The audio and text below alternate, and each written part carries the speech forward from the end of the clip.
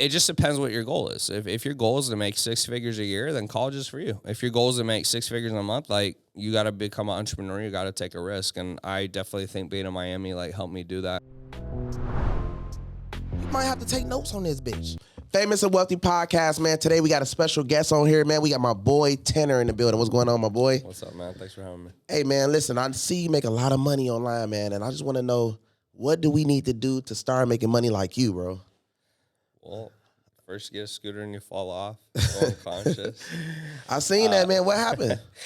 Man, I was just getting a little crazy with trying to go over the bumps and fell, and someone told me they found me unconscious. So here I am, yeah, just getting a little cleaned up from it. But you know, the big thing that's made me a lot of money was just learning about digital products and sales. Yeah. So, I mean, we could go all into that. There's a million things, but the big thing is just learn how to sell and just learn how to sell something that somebody wants. Right. And present it in a way that's different and unique than everybody else. I learned a lot from door-to-door sales. Yeah. I learned how to sell ice to an Eskimo. Yeah. I sold pest control. I sold alarms. And so when you get good at selling that, you get good at selling anything because those people hate you. Right. You How know? did you get the motivation to actually, like, move on to the next level from doing that? You know, it just, like, when this is bad as that, it's pretty easy. Nobody really enjoys you knocking on their door. You know, most people say, you know, oh, it's okay, it's fine, but they really don't enjoy it when you knock on it. So I just got good at selling that, and then I realized, hey, I can move into other things that people actually want, and so my confidence just went up from there. Right. The big thing is just getting them to like you right away. So I would just knock on someone's door and I, you know, say something funny, say something right, and I get them to like me right away, and then I could, you know, move into the selling. But it just wasn't a big shift because you went from selling something they hated to they didn't like you to selling something they liked to where they actually liked you. So it really wasn't that big of a jump. It just maybe looks like a big jump for a lot of people. So I seen that you help a lot of people get out of debt. Like, explain that a little bit. Well, yeah, we had like a recent physical therapist who was about $200,000 in debt from some business ventures. So he paid some people to help him. He started a business and it was completely wrong. And so, you know, his option was either A, stay in debt and try to figure it out himself, or B, he could pay someone. And obviously, like, we charge for our services. So we said, hey, you could pay us. We'll help you get out and we'll help you to go online so you don't have to, like, own this in-person spot and stuff like that. And so what we did is we just showed him how to, you know, essentially take an in-person closing something to online, and then conducted his sales presentation and, like, lead generation, how to reach out and how to pitch. And then he got, you know, I don't know, let's say 3 or 4 people he was able to sell around like 16,000 a pop. And then outside of that, you know, he was able to get out of debt within like a month. Wow. Okay. It's pretty simple. There's a lot that goes into that, but it's pretty much changing the trajectory of what you're selling. You're selling in person. He's selling physical therapy, and then he went to selling to other physical therapists how to do it online, and then he was able to open his doors to, like, you know, pretty much anybody that's online. Yeah. So, are you from Miami? I'm not, no. So you like, you was in a small city, big city? I was from Houston, so I grew up in Houston. Houston. I mean, you could say it was a big city, but I grew up in a suburb of Houston, so I was probably, you know, kind of like Miami. It's like half hour outside suburb. Yeah. I didn't grow up in like that big of a city, but that's just what I knew. So what made you move to Miami? Honestly, my lease, like I was living at my parents' house and I was like up for lease and I was gonna get one, and I had the realtor, she took it from under me, so I put in an offer and she gave it to someone else, even though she wasn't supposed to. Yeah. And so I had a buddy who said, "Hey, you know, let's check out Miami." I said, "Oh, like, whatever, I have nothing to lose." And I checked out Miami. I loved it. Had a good vibe, had a good culture, and I just moved out here. And then I did that about 6 years ago, be ever taken. I just stayed out here. So do you believe that you know, if you are in a small city, going to a big city can help you get more successful? I do, just because there's a lot of people out here trying to do bigger things. Yeah. I'm not saying that's all it takes, but there's something about being in a big city. People are trying to do big things. There's more opportunities to meet more people. There's more opportunities of people trying to do stuff. And so putting yourself in that type of environment, trying to force yourself to like level up, like learn something. Yeah. I mean, I definitely glad I did it. I mean, I don't look back and I said, oh, I wish I had stayed in Houston. Was it motivation in Houston like Miami or what? Yeah. I mean, to a degree, I mean, I think Miami, just people are trying to strive for more. They're trying to be more. Right. And it was just the fact that moving out here, then it ran me through different circles that I wouldn't have gotten a chance of otherwise of moving to in Houston. Yeah. And I just took advantage of that. I mean, it wasn't that it costed a lot more in rent. You know, it was somewhat similar, but it was just the fact that people are out here trying to do a lot more stuff, and it put me kind of in those circles, and it put me in those conversations. And so being in those conversations, it was just different. It was just, you know, you could see someone like, yeah, man, I'm trying to do this. I'm trying to do this. I'm trying to make this amount of money. And, you know, I'm from Houston. I was like, man, what's going on over here? And it just kind of helps you level up. Yeah. So on the internet, I see you make a lot of money. And for those who don't know, what is exactly that you do? Is it sales, ads? Yeah. So, I mean, I start off in selling fitness. I start off just selling fitness, getting people in shape. And I did super well at that. And I did so well to the point that I started having personal trainers start asking me like, hey bro, how do you do that? Like, how do you sell people online? And so I started doing that, and I did so well at that. I started having people just asking me straight up business consulting, just, bro, how do you grow businesses? How do you sell people? How do you find them? How do you get leads? How do you get ads? Yeah. So I built a whole thing around business consulting. And now I really consult people on businesses. I've been doing that for around like 4+ years. Yeah. And I just help people with anything from sales, ads, offers, naming strategy, you name it. I've helped it, and I've just gotten really good at that. What's the most you think you made one of the companies that worked with you? Well, I own some of the companies where I have I have partnership shares. Oh, okay.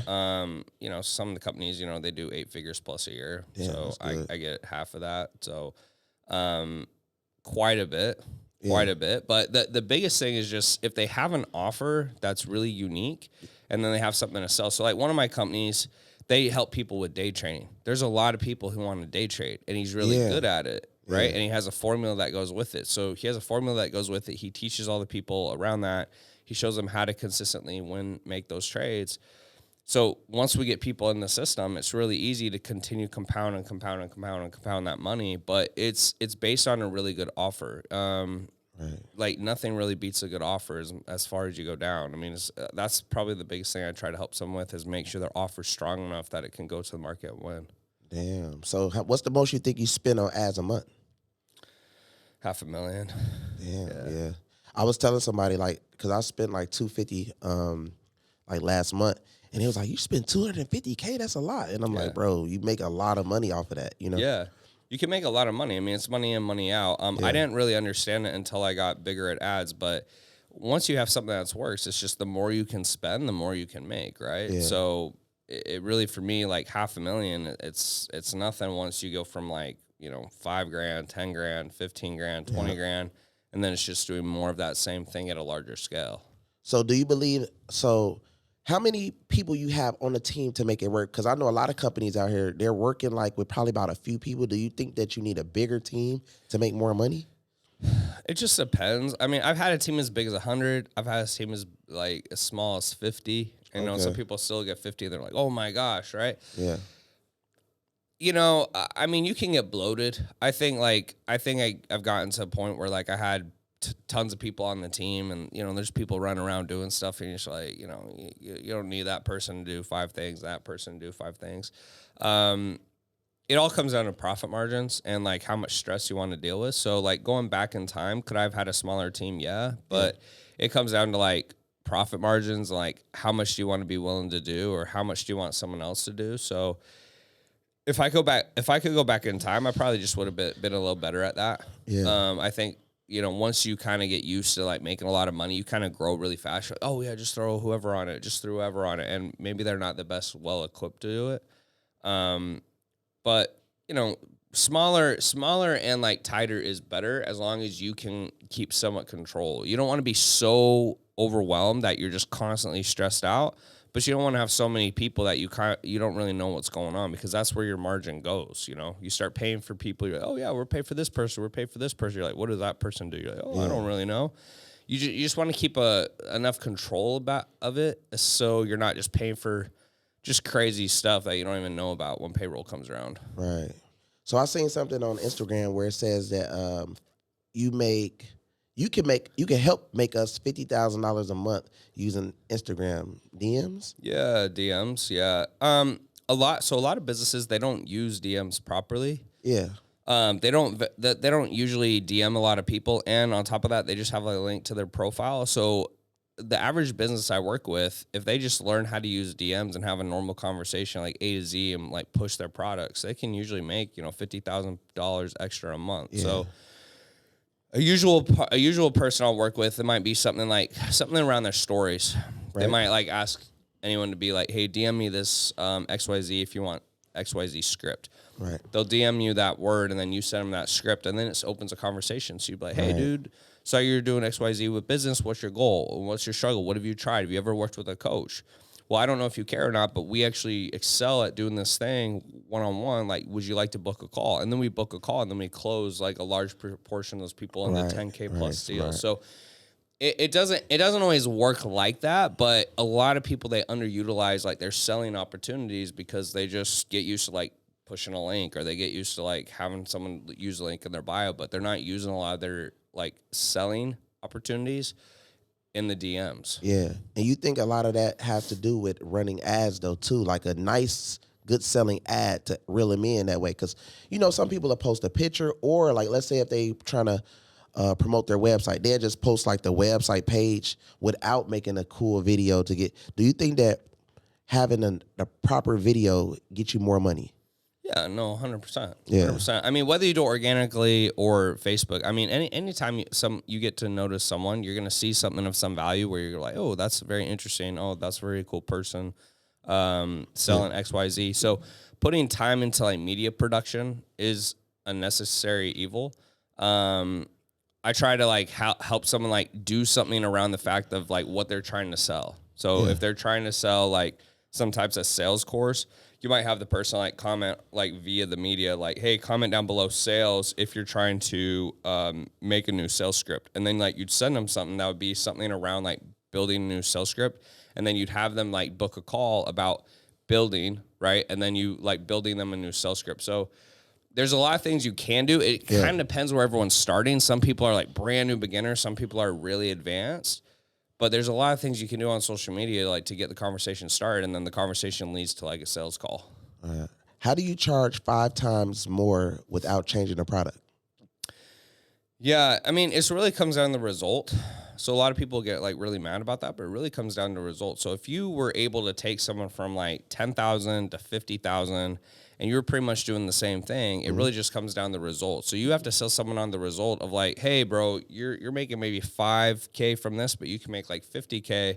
If I can help you charge 10 times more, then I'm worth like you to pay like, whether it's 15 grand or 20 grand. So it really comes down to the result versus like an actual like implementation per se of the thing. Because if you're helping someone sell 5 or 10 times more, you should be able to charge quite a bit more of the like fee that to get them to charge that much more. What would you charge somebody that's watching right now that want to like get their life to another level for mentorship one-on-one? It just ranges, but I would say like the baseline usually is like $16K for 4 months, so that they would have to invest for like $4K for 4 months, and they get like private one-to-one coaching, everything included. Now we have lower level packages, but like an average person who's like trying to up level their life, who's willing to commit for 4 months, like $16K for 4 months, and they're going to get one-to-one coach. They're going to get private base camp. They're going to get private Zoom calls, like the whole caboodle. And that way, by the end of the program, like they're going to be making anywhere between, $20,000 to $100,000 a month, depending on how much time and effort they put in. I mean, that's the goal. Smart. So do you have any lower ticket sales for like, cause like me, I got people that's paying like $50, $40 a month, but the subscription, they've been with me for about 3-4 years. Yeah, straight. we have cheaper stuff. We have a free university where they don't have to pay anything. That's completely free. We also have like a paid university, which is $97 a month, where they can just come in and they can just ask questions, right? They're not in a, like set curriculum, but they can just come in and ask me questions and tag me for stuff, and I can come in and like answer, XYZ. Hey, Tanner, blah, blah, blah, it happened, XYZ, and they'll just tag me for that. But the real magic happens at the one-to-one level, just because having someone who can constantly bounce something off and run your business idea through is different than just asking a one-off question or just having a free resource. It's just different, right? Yeah. Being successful in Miami, how do you deal with women? You know, I've never really had that big of trouble. I think part of it is like I've just never been into things that much. And so I've never got like attracted to like women who are like super into things. I think the biggest thing is just like trying as a guy, like trying to find that girl who's like down for you. Like no matter like what you're going to get her, no matter what is going to go on, there's going to be tons of girls and there's going to be tons of opportunity. But it's at the end of the day, everybody wants a girl who's down for her, down for him, even when like stuff's bad, even when stuff's not good. And there's like there's like a dime a dozen that girls are kind of like into for that. And so I think it's really just kind of putting that girl in certain situations and kind of seeing how she responds. And once that girl responds appropriately, she responds advantageously to like what's going on. Like you kind of make it you put something on her that makes her like feel like she's permanent. And you're not just going to get rid of her or something. So, do you plan on getting married soon? I plan on. Yeah. I mean, because I know a lot of entrepreneurs that's out here, you know, some are married, some are not. And have you ever talked to a guy, right? And before they talk to you about something, like for instance, let's say we get us a mentee hits you up, he hit me up, and he say, man, bro, before I pay you the money for your program or your program, Kevo, I got to talk to my wife. How do you feel about that? I mean, it just kind of depends. I mean, I usually think of it as like, how big is your wife in your business? If she's not that big into it, I just think it's kind of a bullshit. Do you feel that if she's not making money with your business, like, or you just got to talk to her before you? What if she just want to control the money, but she don't care about what you're doing? Yeah, in your business? I mean, I don't really respect that type of girl. Like, it depends if she's doing shit with you. If she's like involved in it with. If you're just saying, hey, I gotta talk to my wife to talk to my wife, she's just trying to control your money. But if it's just like if she's actually a business partner and she actually has a say in the business, she works in the business. Then I respect it a lot more. Like, end of the day, though, I feel like as a man, like, you got to do what you got to do. For sure, like whatever you got to do to like make some goals or like to grow the business. So I respect men who like, I get it. Like if you're like, hey, you got to talk to someone, but if it's like kind of illogical, meaning, hey, I got to talk to these people and they don't really look like have anything to do with your business, then it just kind of looks like you're kind like of an excuse. Yeah, you just kind of look like an excuse. You kind of look like you're the beta. Like, well, you got to ask to like spend your money that they don't really have anything to do with. Exactly. I don't like that. So do you think that, you know what I'm saying, staying in Miami made you more like successful? I think so. I mean, it wasn't like I decided to stay in Miami because I thought it would make me more successful. It was just because of the type of lifestyle it provides, it attracts more, I think, a certain type of person, you know, just like maybe LA or New York does. So you're going to meet more successful type people out there. I think Miami attracts a type of person who they like to make money. They enjoy nice things. There's water, there's beaches, there's restaurants, there's that type of thing. So it allowed me to run into more successful type people. Do I think I could have been successful outside of Miami? Absolutely, because I think my hunger was strong enough. But I think being in Miami helped me. I don't think of anything. I was like, oh, Miami definitely, you know, hurt me and all this type of stuff. I don't buy into that. No. Like with the money you made and how smart you are, did you go to college? I did go to some college. Yeah. Do you believe that college would have put you in this position you're in? No, of course not. Yeah. No, college is made to like teach you how to go out and get a job. Teach you to go out and get a 9 to 5. And you know, I was set to make $100,000 a year as an engineer, but I mean, I've made 10 times that, you know, in a year as an entrepreneur. It just depends what your goal is. If your goal is to make 6 figures a year, then college is for you. If your goal is to make 6 figures in a month, like you got to become an entrepreneur. You got to take a risk. And I definitely think being in Miami like helped me do that and see people who were. It became more normal. There's a thing around that, like you being in an environment where that becomes more of the normal, and then that becomes more of like, okay, that's what I should like become. Yeah, for sure.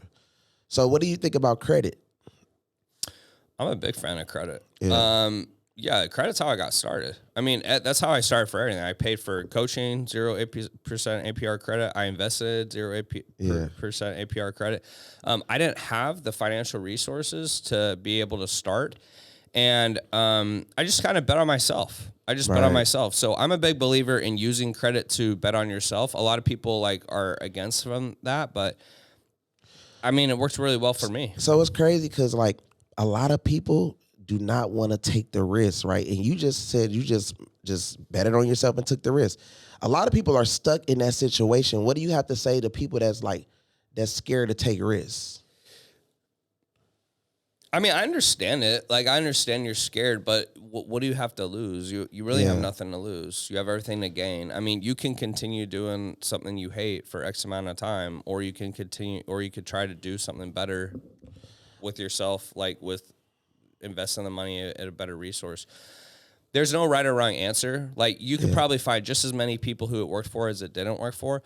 But for me, I just thought, hey, look, I have an opportunity to make a lot more money doing something else. This is the only way to do it. I definitely can't do it doing this. What do I have to fear?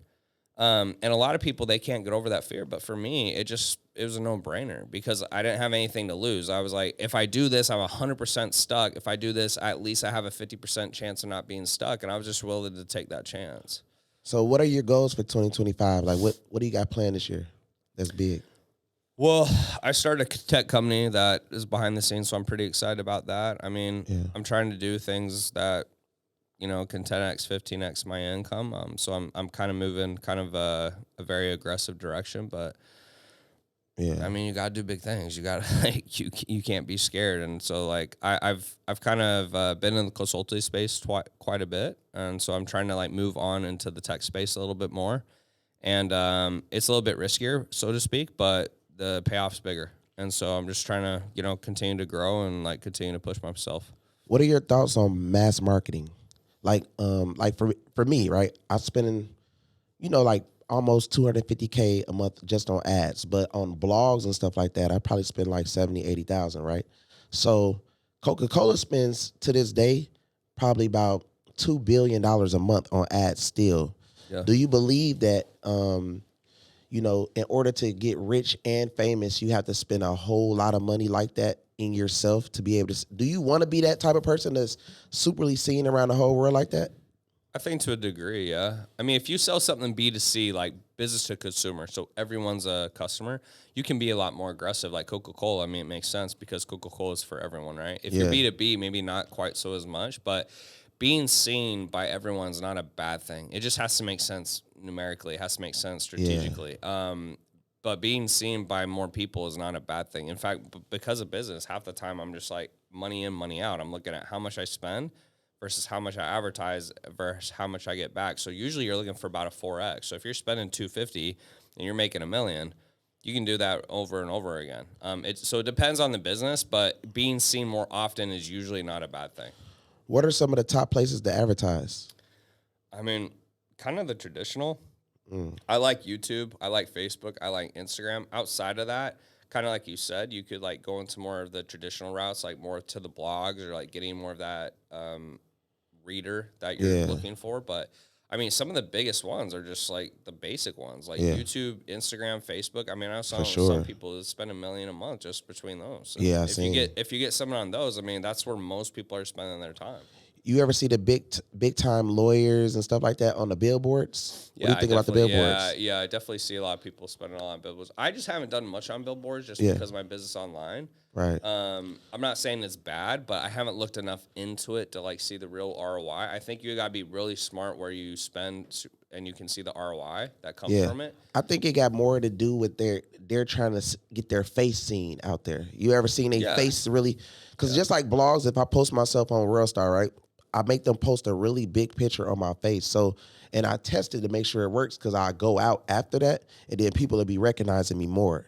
So I'll hit like 12, 13 of the biggest blogs at one time, and then it's my face. But are you doing it more just so people recognize you? Yeah. Interesting. So like, it's nothing that has to do with making the money. I'm already making the money. I'm just trying to get my face out there as well. Interesting. Yeah. And does that feel like it comes back to you? No, for sure. Because like you have more people spending more money for mentorship. That's interesting. Because like you got some guys that's already rich, but they're not as famous. So you test it out like before, like let's say if I go to Dubai, I will look up all the Dubai blogs and then I'll start running ads on Snapchat and on Instagram before I get to Dubai, and then I'll test it out by hitting the Dubai mall to see if it works. Yeah, that's kind of smart. So like you're kind of you're kind of thinking ahead. Yeah, like and you're putting some money where like you're going by the because chance. if I'm hanging out with 4 big time millionaires, right, and we all got money, but people steady coming up to me taking pictures and this, you're a closer, so you would know like. This situation can get better. You know what I mean? So I use that plus people coming up to me, and if I say, okay, I'm in Dubai, I'm doing mentorships, they're seeing me everywhere. They're like, oh, I got to link with this guy before he leaves. Yeah, and I kind of like how you're always thinking business, because one of the downsides of sometimes, I'm not trying to do business right now. I'm trying to relax, whatever. But you're kind of always thinking business. So that actually gives you an advantage. Yeah, it helped me out because I didn't, like, I'm pretty sure you probably don't run ads on Snapchat, right? So when I went to Dubai, nobody uses Instagram. They only use Snapchat. And I was like, y'all only use Snapchat? It was, because it's like a Muslim country or whatever. So I guess that they can't have too many pictures. So they like that they delete and go away. So everybody uses it. So I noticed I was running crazy ads. I was like at $350,000 for that month.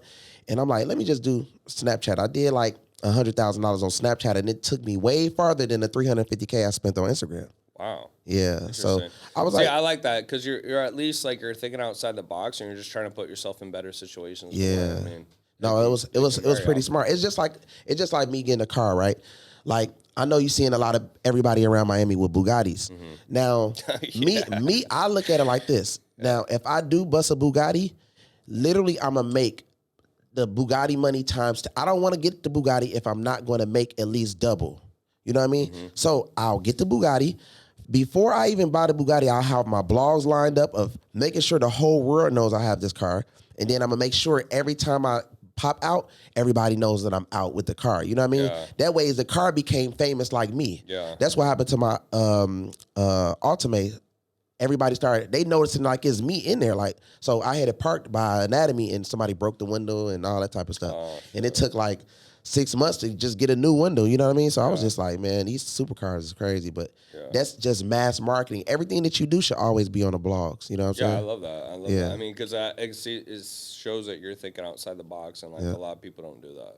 Yeah. So what's the what do you think that, predictions? What's your predictions with Trump coming into office? Man, what is Trump gonna do? I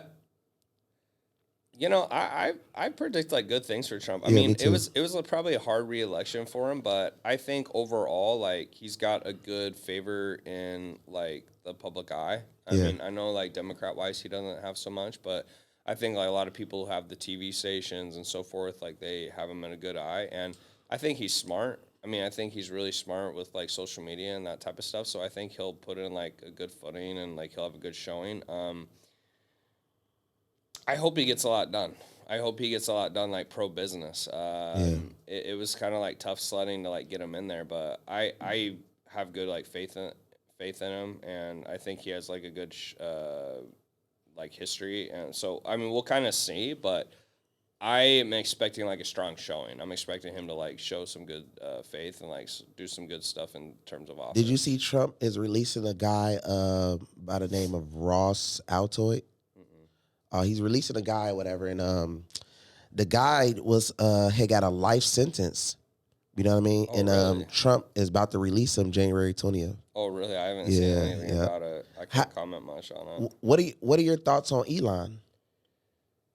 No, Elon's like just different. Elon's different. Elon's gonna change the world. I mean, some of the stuff he does is pretty crazy. I put him in kind of like his own stratosphere. I mean, Elon really has control that most people don't like realize. But I have a lot of faith in Elon. I think Elon's gonna do a lot of good for humanity. Yeah. I mean, he's crazy. I feel like Elon could be the next president. He could if he wanted to. Yeah. But it's just if he wants to. Yeah, I don't think he wants to. He's so powerful right now. I'm just like, wow. He just doesn't want to, I don't think. But he's got more control than most people give him credit for. No, he do. He's really, really powerful. I seen something yesterday talking about he might buy TikTok. He might. Yeah. He could. I mean, he's definitely at that level in terms of money and power. I mean, he could do pretty much whatever he wants. Are you into crypto? I am to a degree. Not like I definitely am not like the biggest guy ever, but I've bought in some crypto and I've done very well with it. Yeah. Which one do you prefer, crypto or real estate? I mean, I'd say like in terms of money, real estate, like in terms of you see what my money's doing in terms of real estate. I mean, I bought crypto a little bit and I mean, it did pretty good. I just don't know enough. Like I don't study enough. Yeah. And that's the only thing that makes me a little suspicious is like, I'm not very comfortable like putting my name behind something I don't study enough. Yeah. But it's had like a pretty strong one recently. And I mean, you've seen like the biggest highs ever recently is like Bitcoin and stuff like that. So I wouldn't bet against it. So talking about real estate, what do you think about the Cali fires? Do you think that was like done naturally, or you think that was some kind of like, because it kind of look a little weird, right? Like how everything just burnt down like that. I don't know, to be 100% honest. I mean, they just happened recently, right? Yeah, a few days I haven't ago. read enough about it. I'd like to read more about it, maybe get like a better understanding. But I mean, I'm pretty big into real estate just because like the premise is simple. Like you buy something, you invest it for a long enough time, you can sell it for a lot more. Yeah. I think sometimes in crypto, people are looking for a big swing. Like they buy something and they're like, oh, it's 50,000 Bitcoin. Oh, hopefully I can sell it for 100. So I don't know enough about that, but I mean, it's done well recently. It's done very well in the marketplace. But I'm a bigger fan in like real estate because it's just old money. It's kind of like slower. It's like more dependable. I'm not against Bitcoin, but I just don't know enough about it to like give a very like lengthful discussion pick on it. So as far as for anybody that's trying to tap in with you, right? What sites that they have to go to actually lock into the mentorships and stuff like that? EliteSales.com is like one of the main ones. Tanner.Chittister on IG. Those are probably the two main ones. They can find what they're looking for on top of that. So they could either message me on Tanner.Chittister on IG, or they could go to EliteSales.com and like one of those two places, they'll find what they're looking for. Somebody that want to get motivated that's watching you right now, you know what I mean? What would you tell them that they like, man, I want to be like you. I want to be like KEVO. You know what I'm saying? Like, what do we need to do? I mean, if I was like trying to get motivated, I would probably go to like, I can't speak for YouTube, but I definitely could like speak to go to my YouTube because like you could see like different like places I've been at, and you can like look at like lowest level video, highest level video, and you can kind of see someone who's like put in the work and the time. And I like YouTube a lot because it's not always like, you post something and you get immediate results, kind of like Instagram. It's just like you have to put in that long kind of journey. And I've been putting in a lot of work with YouTube, and I recently had a video that hit like 56,000 views or something, which is quite a bit for me. Yeah. And it could kind of show someone who's just starting out to stick with something. Yeah. How long you been on YouTube? Man, I've been on YouTube for a couple of years, but like I really just started like hitting it, I think. And I mean, I posted, 1,500 videos, didn't get much out of it. And I just didn't really have a strategy. And so if someone's trying to get motivated and they're just trying to look at someone who's like, hey, he went from 0 to here and he just never quit, like that's the best way you could like look at what I've done. Yeah, for sure. Hey man, listen, Famous and Wealthy Podcast right now. Y'all see what I'm rocking, man. All Fashion Nova. From the head to the toe, man. Actually, a Miri on the toe, but Fashion Nova on the shirt, Fashion Nova on the pants, man. And Fashion Nova for the next 10 to 20 outfits, man. So if y'all see me in it, I'm rocking Fashion Nova, baby, on Famous and Wealthy Podcast. So, America, everybody likes to have fun. You know what I'm saying? What do you think about people that just party, drink, and stuff like that? Do you party a lot? Every once in a while, like I won't say like I never do it, but it's very rare. The reason being is that, when you go out and party, you can't really be productive the next day. It kind of makes up for the next day. You can't really do much. Most of the successful people I know, they're not doing a whole lot of it. Yeah. It's every once in a while. Most of the people I know that are successful, like they're taking care of themselves. They're putting themselves to bed at appropriate time. They're putting themselves on some type of healthy diet. I don't think it's really necessary to be super successful. I don't think like the look is really needed to be super successful either. It's just like it's something you can do, but I don't think a lot of successful people do it. Yeah. So like with me, right? I like to go to the gym. You know, I never smoked in my life. Never drunk. Oh, really? Alcohol. Yeah. Oh, wow. Like I barely party. I just strictly be focusing on the money. But my thing is though, I like to wake up early. What time do you wake up? I usually get up at like 5 a.m. Oh, Yeah. So I seen something that somebody was saying. Do you think to be successful, you do have to wake up early? You don't have to. Like, I don't like to say you have to because it's just the fact of it saying, oh, if you don't do that, you can't be successful, right? And I'm sure there's one example of it. But the reason waking up early can make you successful, I think, is you have a head start on other people and you have a chance to like think of other things or do other things that other people aren't doing, right? And so you're ahead of them by 2, 3, 4 hours getting to do something that makes you successful than they otherwise wouldn't have, right? Yeah. I always say if you stay up really late working or wake up really early working, you're going to be successful. Yeah. You know what I mean? Like, because I mean, sometimes I might go home today, right? And I might be working to 3, 4 in the morning. Or if I go to sleep early, I will wake up at 5 in the morning. But I just like that peace of mind where while everybody's asleep, or like even if I'm out, I like to just have the roads to myself, not too much traffic, not too much going on, stuff like that. Like, and also I just look at it like, okay, by everybody's sleep, I can be figuring out, strategizing. Okay, let me promo this, let me do this, let me figure out. You know, everything is going on, and like you said, you having a head start. So I understand that. It's cool.